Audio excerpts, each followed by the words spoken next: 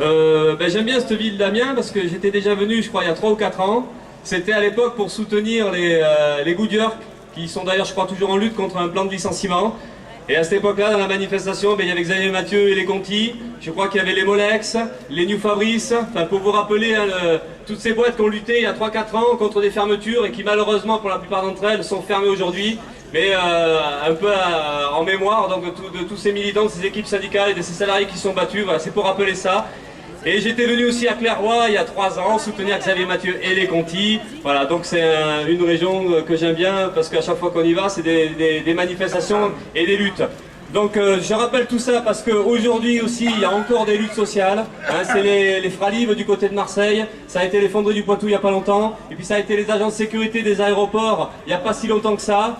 Je rappelle tout ça parce que tout ce qui est résistance, tout ce qui est tous les endroits où aujourd'hui les salariés relèvent la tête et se battent pour leur salaire, pour l'emploi, pour leur dignité, c'est hyper important. Et de ce point de vue-là, le combat de Xavier Mathieu, le combat des salariés de Conti, c'est la même chose. Et ce que j'ai envie de dire, c'est qu'on a tout intérêt aujourd'hui à se poser le problème de comment on peut faire converger ça, comment on peut faire en sorte que des millions de gens, des millions de salariés de la population puissent à la fois relever la tête, avoir confiance dans ses propres forces et finalement prendre ses affaires en main. Ça sera beaucoup plus déterminant que le changement de président dans quelques mois. Donc moi je pense qu'on a intérêt aujourd'hui à aller dans ce sens-là, dans le sens de la révolte, dans le sens de l'explosion sociale, parce qu'il faut créer un réel rapport de force pour combattre le patronat, pour combattre l'État et le gouvernement. Il faut que les choses changent, ça passera par la colère sociale, ça passera par cette dignité populaire qu'on arrive à remettre au devant de la scène, à combattre toute cette propagande économique